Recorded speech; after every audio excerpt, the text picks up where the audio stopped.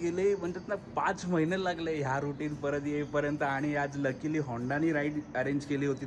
So मित्रांनो, finally आपली ride चालू झालेली आहे. सो आता थोडा वेळ मस्त आयुष्यातले सगळे टेन्शन, स्ट्रेस, धमाका धमाका सगळं साईडला ठेवून मस्त थोडा वेळ आता राईड एन्जॉय करूया. Let's go.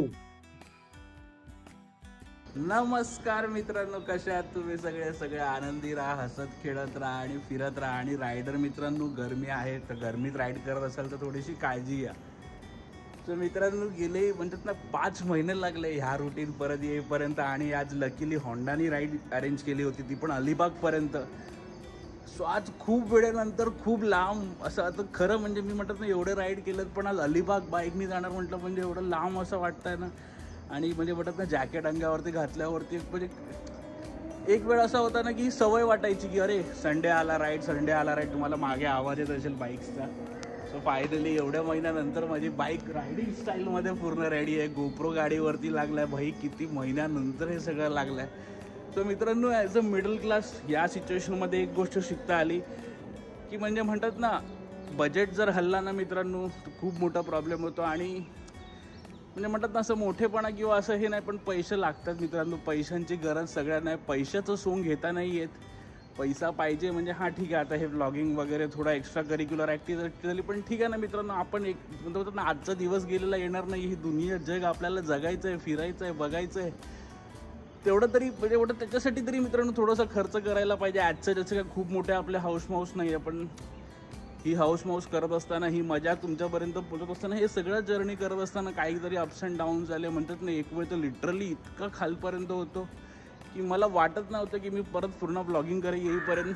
पण ठीक आहे, आज थोडंसं सिच्युएशन मावळलं आहे. दिवस थोडेसे पूर्ववत येत आहेत आणि होपफुली हे दिवस वरती जो साईबाबांची, स्वामी महाराजांची, सगळ्या देवतांची आपल्यावरती आणि आपल्यावरतीही कृपा असो आणि आपल्या सगळ्यांचं भलं हो. फायनली आता मी निघालो आहे होंडा शोरूमला. तर आता आपण भेटूया होंडा शोरूममध्ये. Let's go. सो मित्रांनो, रायडिंग करिअरमधला माझा पर्व दुसरा. लेट्स स्टार्ट आणि जाऊया आता मस्त राईडवरती.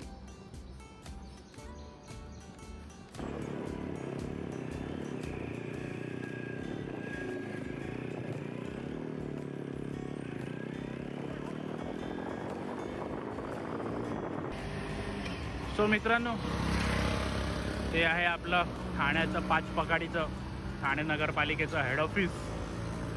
आणि फायनली आपण आलो आहोत ठाणे शोरूमला. 2025मध्ये पहिल्यांदा आपण ठाणे शोरूमला आलो आहे. आणि तिकडे आपल्याला NX गाड्या बघायला भेटत आहे भाई. आज CBR पण बघायला भेटत आहे यार, सही आहे. तिकडे रॉयल एनफिल्डच्या पण गाड्या आहेत. सो आज काहीतरी वेगळी राईड आम्हाला वाटते. सो आज आतमध्ये जाऊया. आज बोलतात ना वेगळ्या वेगळ्या कलरच्या, बोलतात ना काही वेगळ्या गाड्या बघायला भेटणार आहेत. तर ते अनुभवूया. सो मित्रांनो, हा आहे CB 350चा एक अपडेटेड कलर. ऑफ व्हाईट कलरमध्ये आपल्याला ही गाडी बघायला भेटत आहे, CB 350. आणि हा कलरही खरंच म्हणजे बोलतात ना भन्नाट वाटत आहे. म्हणजे फुल व्हाईटही नाही, क्रीम व्हाईट नाही आहे कलर, थोडासा ऑफ व्हाईट आहे. आणि खरंच बोलतात ना खूप सही दिसत आहे. बाकी ॲजसच बाकी गाड्यांमध्ये ॲजसच असं कलरमध्ये काही फरक नाही आहे. NX वगैरे असेल किंवा आपली हायनेस वगैरे त्याच कलरमध्ये बघायला भेटत आहे. सो तुम्हाला आता एक दुसरी गाडी दाखवतो. Let's go. सो मित्रांनो, ही आहे NX 500, जी याच्या आधी व्लॉगमध्ये आपण बघितली असेल. आणि आज आपल्यासोबतही राईडमध्ये 2 NX 500 आपल्यासोबत आज येणार आहे. सो तुम्हाला आता या गाडीचं एक नवीन पिल्लू, छोटी गाडी म्हणजे NX 200 दाखवतो. सो ही गाडी आधी दुसऱ्या नावाने मार्केटमध्ये विकली जात होती. नाव माहिती असेल तर कमेंटमध्ये सांगा. पण आता ही गाडी जी आहे ना मित्रांनो, ही प्रॉपर एक छोटं व्हर्जन आहे NX 500चं. कारण याच्यामध्ये आपल्याला ट्रॅक्शन कंट्रोल, बोलतात ना नकल गार्ड्स बघायला भेटत आहेत. आणि मुख्य म्हणजे मी तुम्हाला सांगू का, या गाडीमध्ये आता जुन्या गाडीपेक्षा एक काय अपडेट केलं ते तुम्हाला मी आता दाखवतो इथे. सो ते आहे हेड डिस्प्ले. सो इथे आपल्याला TFT कलर डिस्प्ले बघायला भेटत आहे आता. आणि हे खरंच खूप म्हणतात ना, या गाडीमध्ये बऱ्यापैकी आता फीचर्स अपडेट झालेले आहेत. सो खूप चांगली गाडी आहे मित्रांनो. जर आपण ऑफरोडसाठी, आणि इथे आपल्याला चार्जिंग सॉकेट सेम आपल्याला टाईप-C जे आपल्याला माझ्या गाडीमध्ये बघायला भेटतो तो आहे. सो मित्रांनो, आपण जर एक टुरिंग किंवा ऑफरोड टुरिंग जर बघत असाल ना मित्रांनो, तर त्याच्यासाठी ही गाडी खरंच खूप सही आहे. एकदा नक्की ही गाडी ट्राय करून बघा. सो मित्रांनो, फायनली आपली राईड चालू झालेली आहे. सो आता थोडा वेळ मस्त आयुष्यातले सगळे टेन्शन, स्ट्रेस, धमाका धमाका सगळं साईडला ठेवून मस्त थोडा वेळ आता राईड एन्जॉय करूया. Let's go. आज एवढ्या महिन्यानंतर राईडला निघाल्यानंतर मी खरं सांगू का, मला माझी पहिली राईड जी मी Honda सोबत केली होती ना, ती माझी ॲक्चुअली माझी हायनेसची पहिली राईडच होती. त्यावेळेला आम्ही औराला गेलो होतो. फोटो तुम्हाला आता स्क्रीनवरती दिसला असेल.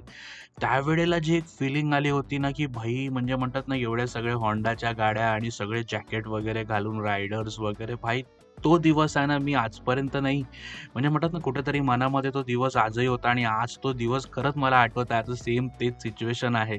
सो मित्रांनो, हे असे आठवणीच आपल्याला म्हणतात ना, आपल्या वाईट काळामध्ये कुठेतरी धरून ठेवतात. म्हणून सांगतो, फिरत राहा, हसत खेळत राहा आणि मजा करत राहा. सो बोलता बोलता मित्रांनो, आपण ऐरोलीच्या ब्रिजवरती आलेलो आहोत. सो मागच्या वर्षीपर्यंत असा होता ना, की या ब्रिजपर्यंत म्हणजे म्हणतात ना, 4-5 वेळा तरी वर्षातनं मी मेमध्ये मागच्या वर्षी किमान 4 वेळा तरी मी इथे आलो असेल. 2दा-3दा तर Honda सोबतच. पण यावेळी म्हणतात ना, ॲज सच Hondaचीही मला राईड जशी काही घेता नाही आली. माझी Hondaची ही 2025ची पहिली राईड आहे. सो त्यामुळे म्हणतात ना, यावर्ष ओव्हरऑल जो माझा व्लॉगिंग जर्नी होती ना, ती इतकी विस्कटेल म्हणजे बोलतात ना, इतकं सगळं आउट ऑफ द बॉक्स जाईल वगैरे हे मला खरंच कल्पना नव्हतं.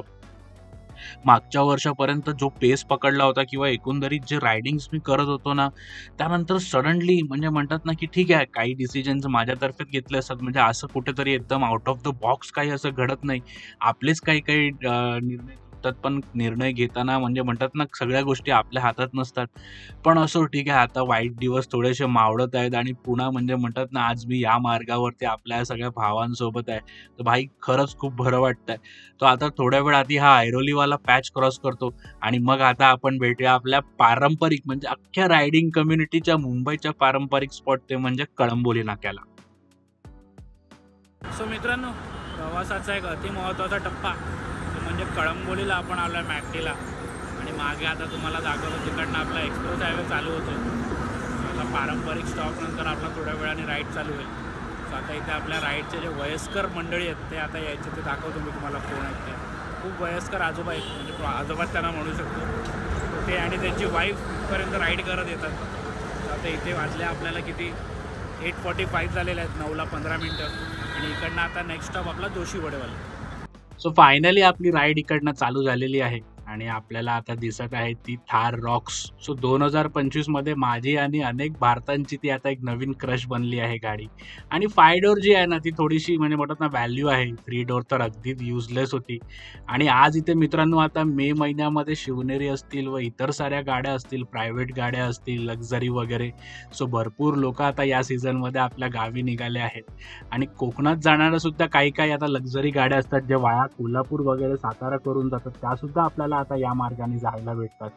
आणि हा आहे समोर मुंबई पुणे एक्सप्रेस हायवे. 2025 झालं म्हणजे बोलतात ना अर्ध झालं तरी अजून ती सीमा काही मी ओलांडली नाहीये. म्हणजे एक्सप्रेस हायवे अजून मी 2025मध्ये एकदाही टचडाऊन नाही केलेला आहे. सो बघू आपल्याला आता ते कधी टचडाऊन करता येतात. पण आता आपण टचडाऊन करणार आहोत आपला लाडका हायवे, तो म्हणजे Mumbai Goa highway. Let's go.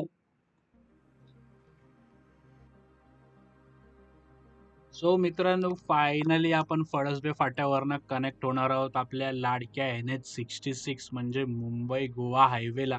तसं तर मित्रांनो हा रस्ता मुंबई गोवा नसून तर खालती केरलापर्यंत म्हणजे मुंबईवरनं गोवा, गोवावरनं कर्नाटक आणि कर्नाटकावरनं खालती केरलापर्यंत हा रस्ता जातो.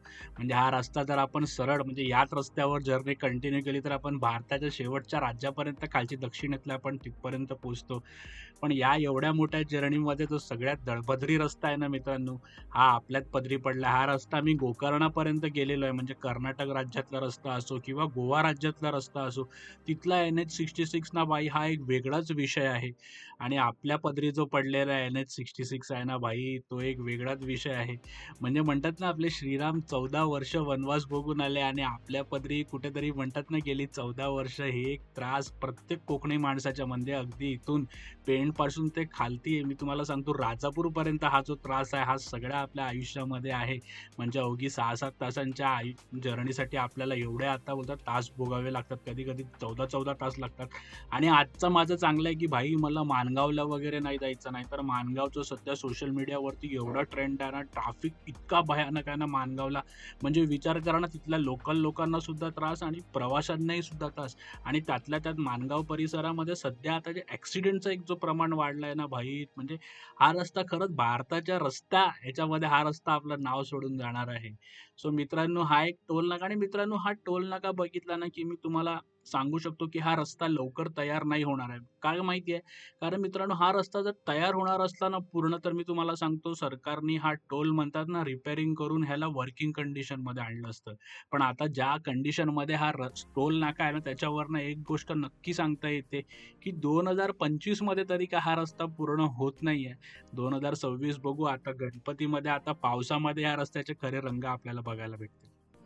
सो मित्रांनो, साई सहारा हॉटेल या हॉटेलमध्ये नक्की थांबा. म्हणजे ओव्हरऑल त्या हॉटेलचं वाईब, जेवणाची टेस्ट वगैरे खरंच खूप चांगलं आहे. एका मराठी माणसाचं एक उत्कृष्ट असं हॉटेल आपल्याला NH66 वरती बघायला भेटतो. माझ्या आधीच्या प्रत्येक व्लॉगमध्ये मी तिथे थांबलोय, ते तिकडं तुम्हाला अनुभव करता येईल. आणि मुख्य म्हणजे मित्रांनो, ज्या हॉटेलचे जे ओनर आहेत ना, त्यांची ॲम्ब्युलन्स सर्व्हिस चालते NH66 वरती. जर कुठे ॲक्सिडेंट झाली असेल किंवा काही आपत्कालीन सिच्युएशन असेल, तर त्यांची स्वतःची ॲम्ब्युलन्स आहे. त्यामुळे त्या आपल्या एक मराठी उद्योजकाला समाजाची भान आहे, तर अशा एका चांगल्या उद्योजकाला आपणही हातभार लावला पाहिजे.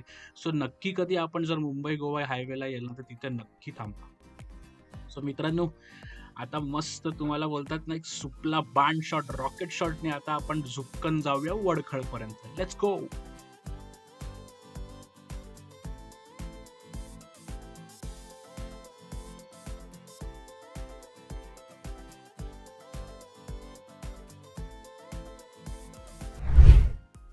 सो फायनली आपण आलोय वडखळला.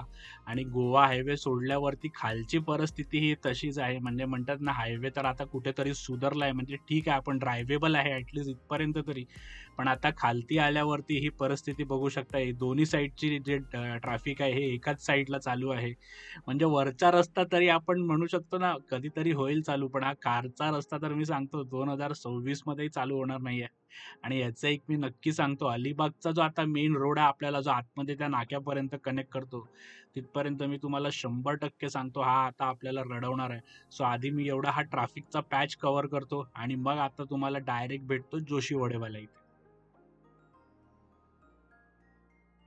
नमस्कार मित्रांनो. सो आपला चहा नाश्त्याचा ब्रेक झालेला आहे. वाजले आहेत 11ला 10 मिनटं आहेत आणि आता आपण अलिबागला आहोत. जोशी वडेमध्ये मस्त चहा, वडापाव, पोटभर नाश्ता झालेला आहे. आणि आता पुढची राईड पूर्ण उन्हाची, त्यामुळे जॅकेट काढलाय, बघू घातला तर घालीन. भाई लगेच अंगातलं पाणी होतात ना, गरमीच्या वेळेस अंगातलं पाणी जेवढं वाचवतं तेवढं वाचवलं पाहिजे. आणि रस्ते तर भाई, अलिबागचे रस्ते म्हणजे भाई जसे होते ना 2 वर्ष आधी तसेच रस्ते आहेत. तर बघू आता परत इकडनं जायचं आहे, त्यामुळे मला मेन टेन्शन जायचं आलं आहे. तर बघू आता काय ते, आधी स्पॉटवर जाऊ, जेवू बिवू आहे तिथे, झोपू थोडंसं, मग बघू काय होतंय ना. सो अलिबागला मित्रांनो, गाड्यांची जी वर्दळ आहे ना भाई, ती खूप बेकार आहे यार. म्हणजे इथे अपेक्षेपेक्षा म्हणजे या रोडची जी क्षमता आहे ना, त्या क्षमतेपेक्षा खूप जास्त गाड्या इथे रोडवरती आपल्याला बघायला भेटतात. आणि गाड्यांचं नियंत्रण नाही. जसं आता हा ट्रकवाला गेला बा, छोट्या रस्त्यावर चालवतोय गाडी, हळू चालवते बघा. एवढे मोठमोठे ट्रक एकदम बोलतात ना बेलगाम गाड्यांसारखे चालू असतात. त्यामुळे अलिबागला यायचा हा एक कंटाळा असतो. आणि मुंबईतले, नवी मुंबईतले सगळेच म्हणतात ना, वीकेंड भेटला की हल्ली अलिबागलाच असतात. त्यामुळे इथे कचकून आता या तुम्हाला हॉटेलमध्ये पण मी दाखवतो. हॉटेलची पार्किंगसुद्धा पूर्ण फुल आहे. ऑलमोस्ट सगळ्या गाड्या आहेत, पूर्ण पार्किंग फुल आहे ती. परत या साईडची पण पार्किंग पूर्ण फुल आहे. त्यामुळे कचकून गर्दी आहे भाई अलिबागला. सो मित्रांनो, फायनली आपण आता ट्रॅफिकवाला पॅच क्रॉस केलेला आहे आणि आता आपण म्हणतात ना एका मोकळ्या रस्त्यावरती आलेलो आहे. आणि हायवे नंतर मित्रांनो, आपण या छोट्या रस्त्यांवरती आलो ना की खरंच कुठेतरी गावची आठवण येते. कोकणातली बोलतात ना एकदम अशी, असं म्हणतात ना, असं कुठं बोलतात ना, घट्ट मिठी मारले की तशी एकदम म्हणतात ना, अशा आठवणी एकदम कोकणातल्या गावातल्या आठवणी भरून येतात. आणि या छोट्या रस्त्यांचं मित्रांनो एक चांगलं असतं ना की बघा, मध्ये थोडीशी एक झाडाची सावळी येते आणि ही खरंच जी सावळी असते ना, अगदी क्षणभरासाठी मित्रांनो म्हणतात ना सुखावून जाते. सो आपल्याकडच्या हायवे जे मित्रांनो, जेवढे काही हायवे अथॉरिटीज आहेत किंवा जे हायवेचे आपले कंट्रोल बोर्ड्स आहेत, त्यांना ही गोष्ट लक्षात घ्यायला पाहिजे की बाबांनो, आपल्या देशाचे जे एकंदरीत जे वातावरण आहे किंवा जे टेम्परेचर आहे, थोडं गरम असतं. त्यामुळे आपण जेव्हा हायवे बांधताना बाबांनो झाडं लावा म्हणजे ते हायवे 10 वेळा रिपेअर होतात, पण तरी मेन हायवेला आपल्याकडे कुठेच झाडं नसतात. त्यापेक्षा हे छोटे रस्ते म्हणजे ह्यांच्यावर जर असं ट्रॅफिक नसेल ना, तर खरंच कधी या रस्त्यांवरनं प्रवास करायला कधीच मजा येईल. बघू आता कोस्टल रूटने आपल्याला गावी जायचा योग कधी निर्माण होतोय तो. सो मित्रांनो, या रस्त्यांवरती म्हणजे म्हणतात ना, पावसाळ्यात जेवढं यायची एक मजा असते ना, म्हणजे ही हिरवळ. आणि आता बघा, म्हणजे आता मे आपल्या पीक वरती आहे, गरमी आपल्या पीक वरती आहे, आणि हे ओसाड पडलेलं जे निसर्ग आहे ना भाई, म्हणजे दिवसाढवळ्या सुद्धा हे म्हणजे म्हणतात ना, पावसाच्या वेळी जे मन सुकवून जाणार एक जे निसर्ग असतं ना, पण आता हे खरं एक भयान चित्र असं वाटतं ना. म्हणजे लिटरली असं एकदम नेगेटिव्ह वाईब, पूर्ण सगळं ओसाड सुकड पडलाय, ऊन एकदम कचकून आहे, आणि खालती सावळी बघा तुम्ही, जी रस्त्यावरती सावळी पडते ना भाई, ती पण हाडांचे सांगाडे असतात ना, म्हणजे असे हाडं असतात झाडांची, तसे दिसतात. म्हणजे पानं नाही त्याला, काय नाही भाई, हे खूप भयानक आहे. तर आता बघू, पावसाळ्याची वाट बघू. आपला पावसाळा एकदा सुरू झाले, निसर्ग पूर्ववत झालं की आपण अजून मस्त मस्त राईड करणार आहोत. सो आता आपण भेटूया रिसॉर्टवर. सो मित्रांनो, हा आहे पूर्ण मना रिसॉर्टचा कॅम्पस. आणि मित्रांनो, मी तुम्हाला आता बोलतात ना, एक निसर्गाचं प्रेम किंवा निसर्ग काय असताना मित्रांनो, ते इथे आल्यावरती कळतं. म्हणजे आता प्रॉपर आता मी तुम्हाला वेळ दाखवू. हे बघा, दुपारची 1 वाजलाय. मे महिना आहे मित्रांनो, मेचा मीडिया म्हणजे गरमी आपल्या पीकवरती आहे. पण इथे मी खरं सांगतो, म्हणजे बोलतात ना, ऊन अजिबात चणचणत नाही. आता हा बीच पासून मी थोडंसं जवळ आहे ते आहे, पण आता इथे सगळी नारळाची झाडं आहेत बघा. खरं मला यार गावी आल्यासारखं वाटतंय, गावाची आठवण येते. सो बघू, पावसाळा चालू झाला की लगेच. पण मित्रांनो, हे खरं यार, म्हणजे बोलतात ना, मुंबईतल्या त्या दगदगीपेक्षा असं जीवन आहे ना भाई, कधीच बरं यार. आणि मी जेवढ्या लोकांना मित्रांनो ओळखतो ना, त्या सगळ्यांना म्हणजे 90% लोकांना मित्रांनो हे असंच जीवन पाहिजे आहे. म्हणजे बोलतात ना, एक छोटंसं घर पाहिजे, घरासमोर असं छोटंसं एक बागाय टाईप पाहिजे. पण म्हणतात ना, आपण सगळ्यांना कळत नकळत आपण सगळे त्या रॅट रेसमध्ये ट्रॅक झालेलो आहोत. आणि आता म्हणतात ना, आपण रॅट रेस आपण इग्नोर नाही करू शकत आता. त्याचं मेन कारण मित्रांनो असं आहे की आपल्या सगळ्यांच्या डोक्यावरती लोन आहे. लोन असल्या कारणाने काही करू नाही शकत आपण. मला नारळाची झाडं दाखवतो खालना, सही व्ह्यू भेटतो ना भाई. म्हणजे खरं यार, मजा येते इथे आल्यावरती. इथे पीस आहे यार, म्हणजे तुम्हाला सांगतो ना, इथे शांतता वाटते. म्हणजे म्हणतात ना, इथे स्ट्रेस तणाव वगैरे असं काही वाटत नाही यार. म्हणजे रिलॅक्स, हवेशीर वातावरण सगळं. सो मित्रांनो, अपना भोजनालय स्टार्ट हो गया है, जाऊया जेवूया, खाना खाएंगे.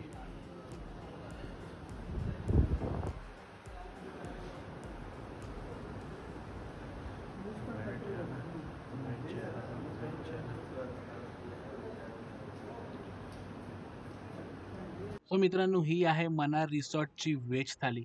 सो इथे आपल्याला व्हेज थाली सोबत आज फिश व चिकन थाली सुद्धा बघायला भेटत होती. सो म्हटलं आपण गरमीच्या वेळात उगाच उन्हाचा प्रवास आहे, तर म्हटलं आपण साधं व्हेज जेवणच जेवू. सो आता मस्त भोजनाचा आस्वाद घेतो. मग आपण जाऊया नागाव बीचवरती, आणि इथे बीच ॲक्टिव्हिटीज काय काय आपल्याला बघायला भेटतात ते पाहूया. मित्रांनो, मुंबई आणि मुंबईच्या बाहेर सुद्धा आता म्हणतात ना, टुरिझमचे असो, व्यवसाय असो, रोजगार असो, इतर उत्पन्नाचे सुद्धा चांगले चांगले नवीन नवीन प्रकार, प्रयोग आपल्याला बघायला भेटतात. कोकणामध्ये आपल्याला वॉटर कायाकिंग बघायला भेटली, म्हणजे मागच्या पिढीने ते कधी ऐकलं नसेल ते आता कोकणामध्ये आपल्याला अनुभवायला भेटतंय. त्याचप्रमाणे आता इथे तुम्हाला मी दाखवतो बघा. सो इथे आता ते बघा, त्याला पॅराशूट लावून तिकडे पॅराग्लायडिंग त्याला करतायत ती लोक. त्या स्पोर्ट्सचं मला ॲक्च्युअल नाव नाही माहीत, पण त्या तसंच काहीतरी आहे. परत तिकडे ती बनाना राईड वगैरे असतात ते बघा, त्या साईडला ते सगळ्या ॲक्टिव्हिटीज चालू आहेत, लोक जमली आहेत. आणि सिमिलरली बीचच्या या साईडला पण सुद्धा ॲक्टिव्हिटीज काही काही चालू आहेत. तिथे आपल्या मुलासोबत बसून बघा, वाळूचा एक महल बनवतोय. बऱ्याचशा ॲक्टिव्हिटीज आणि रोजगाराच्या नवनवीन संधी मित्रांनो बघायला भेटतात. खरंच भन्नाट आहे यार, एक अद्भुत अनुभव आहे यार. नमस्कार मित्रांनो, सो आता चालू होतो माझा परतीचा प्रवास. सो म्हणतात ना जवळजवळ 6 महिन्यानंतर, आता हा म्हणजे ऑलमोस्ट 6 महिने आपण बोलू शकतो, 6 महिन्यानंतर मित्रांनो जेव्हा आपण बाईक राईड करतो ना भाई, म्हणजे बाईक राईड मी तुम्हाला सांगतो ना ही एक अशी सवय आहे ना जी कन्सिस्टंटली चालू राहिली पाहिजे. आता 6 महिन्यानंतर जेव्हा एकदम पटकन 150 किलोमीटरसुद्धा जेव्हा हलव ना, तेव्हा इथे आल्यावरती खरंच माझी हालत टाईट झाली. तुम्हाला आता फेसवरनं वगैरे थोडंसं आयडिया आला असेल की अजूनही बोलतात ना थकवा आहे शरीरामध्ये. सो आता मी थोडंसं लवकर निघतो इकडनं 3 वाजेपर्यंत, कारण बाकी 4 थांबत आहेत थोड्या वेळ, कारण हळूहळू जातापर्यंत आपल्याला तेवढासा वेळ लागणार आहे. सो ओव्हरऑल मित्रांनो आजचा प्रवास जर्नी मस्त झाली, काही त्रास नाही झाला आणि खूप वेळेनंतर ट्रॅव्हलचा एक्सपिरियन्स आला. पण आता कार आणि बाईक ब्लॉग ह्या दोन्ही ब्लॉग करत असताना दोघांचेही अनुभव घेतले आहेत, दोघांचेही चांगले आणि वाईट प्रोज कॉन्स वगैरे बघायला भेटले. या जागेबद्दल म्हणायचं झालं तर मी इथे दुसऱ्यांदा आलो आहे मित्रांनो. लास्ट इयर 14 फेब्रुवारीला होंडा इथेच घेऊन आली होती. व्हॅलेंटाईनची फॅमिली राईड होती, त्यावेळेला वाईफाई सोबत होती. त्यावेळेला भरपूर लोक आले, ॲक्च्युली एवढी लोकं नव्हती कारण उन्हामुळे सहजासहजी लोकं एवढी आली नाही, पण ओव्हरऑल मजा आली आणि इथपर्यंतचा प्रवास खरंच चांगला झाला. अलिबागला सुरुवातीला जेव्हा आपण कनेक्ट करतो ना तिकडे थोडासा ट्रॅफिक होता, त्यानंतर ॲटसाईड असं काही झालं नाही कुठे. सो मस्त मित्रांनो आणि मजा आली. म्हणजे खूप वेळेनंतर ट्रॅव्हल ब्लॉग म्हणजे बोलतात तर डिजिटल भ्रमंती आपण केली. बोलतात ना घाट घाट का पाणी पिओ, जे आपली लाईन आहे ती किती महिन्यानंतर आता आपण इथे आज केली.